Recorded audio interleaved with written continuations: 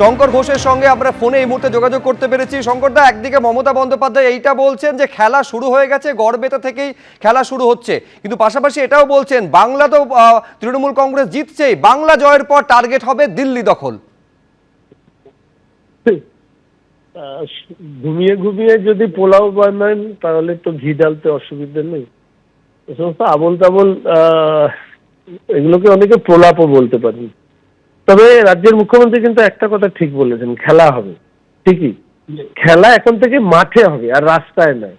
তৃণমূল কংগ্রেস যে খেলার কথা বলেছিল সেটা তো রাস্তায় করতো, এবার যে আসল খেলা সেই খেলা তো মানুষ মাঠে খেলে। এবার মানুষ মাঠে খেলবে এবং রাজ্যে শান্তি শৃঙ্খলা এবং আইনের শাসন প্রতিষ্ঠা হবে, সেটা 2026-এ তৃণমূলের বিসর্জনের মধ্যে দিয়ে আমরা করে দেখাবো।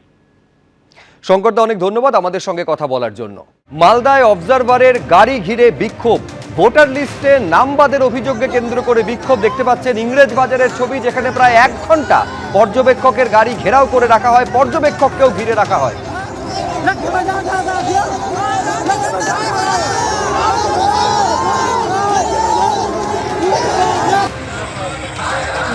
এবং এই বিক্ষোভের ছবি শুধুমাত্র ইংরেজ বাজার নয়, একই সঙ্গে মালদার মোথাবাড়ি, কালিয়াচক, রতুয়াতেও দেখা গিয়েছে। কোচবিহার দক্ষিণ কেন্দ্রের বিজেপি প্রার্থীর প্রচারে থাকা গাড়িতে হামলা চালানো হয়েছে। দেখতে পাচ্ছেন এই ছবি, যেখানে বিজেপি প্রার্থীর প্রচারে এই গাড়িটি ছিল, সেই গাড়িতে ভাঙচুর চালানো হয়েছে, যাতে একজন আহত হয়েছেন। বিজেপি প্রার্থী রথীন্দ্রনাথ বসু, তার প্রচারে থাকা গাড়িতে তৃণমূল হামলা চালিয়েছে বলে অভিযোগ বিজেপির, যদিও হামলার অভিযোগ অস্বীকার করেছে রাজ্যের শাসক দল।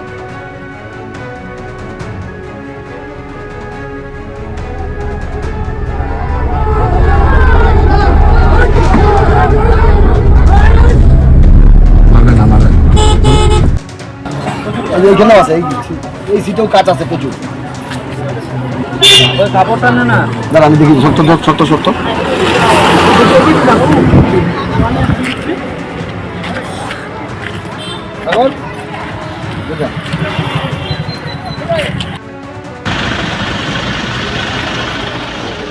কোচবিহার দক্ষিণ বিধানসভা কেন্দ্রে প্রচারে গিয়ে আক্রান্ত বিজেপি প্রার্থী রথীন্দ্রনাথ বোস, এবং যেটা অভিযোগ যে তিনি যখন যাচ্ছিলেন তার সঙ্গে থাকা গাড়ি, সেই গাড়িতে কিন্তু হামলা চালানো হয় এবং গাড়ির সামনের কাজ দেখতে পাচ্ছি সেই কাজ পুরোপুরি ভেঙে গেছে, এবং এই যে সাইডের কাজ, সেই সাইডের কাজও কিন্তু ভাঙা।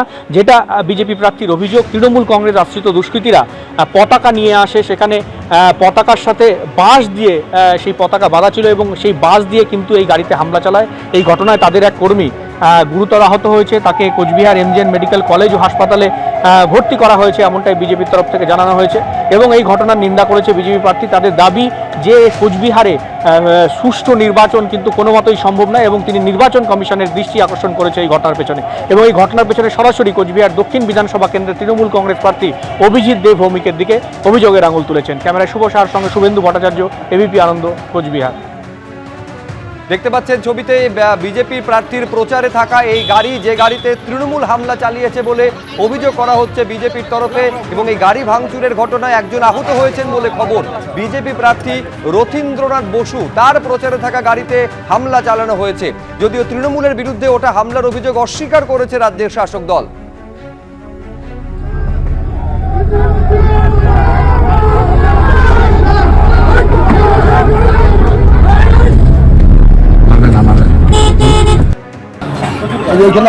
গতকাল বিক্ষোভের মুখে পড়লেন বিজেপি প্রার্থী, আর আজকে তার প্রচারে থাকা গাড়িতে তৃণমূল হামলা চালিয়েছে বলে অভিযোগ।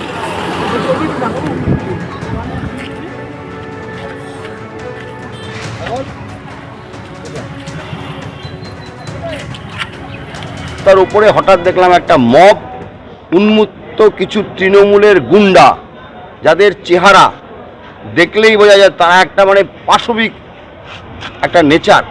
তারা এগিয়ে আসছে সব গাড়ির দিকে, হাতে বাঁশ, তার উপরে পতাকা, তৃণমূলের পতাকা নিয়ে আক্রমণ করেছে। আমাদের গাড়ি 2-3টা গাড়ি ক্রস করে বেরিয়ে গেছে, একটা গাড়িকে মেরে সমস্ত কাজ ভেঙে দিয়েছে, সামনের কাজ, পাশের কাজ সব ভেঙেছে। ওইখানে আমাদের যারা ছিল তাদের মধ্যে 2-3 জনকে খুব মেরেছে, বাঁশ দিয়ে মাথায় লেগেছে, কাঁধে লেগেছে।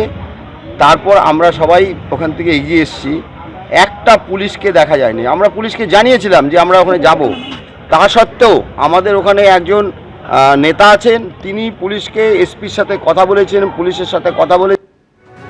আপনারা শুনলেন যে প্রার্থী বিজেপি প্রার্থী তিনি অভিযোগ করছেন যে পুলিশকে জানানো সত্ত্বেও নিরাপত্তার কোনো বন্দোবস্ত প্রশাসনের তরফে করা হয়নি, আর তারপর উন্মত্ত তৃণমূল কংগ্রেসের কর্মী সমর্থকেরা তারা এইভাবে হামলা চালিয়েছে তার গাড়ির ওপরে।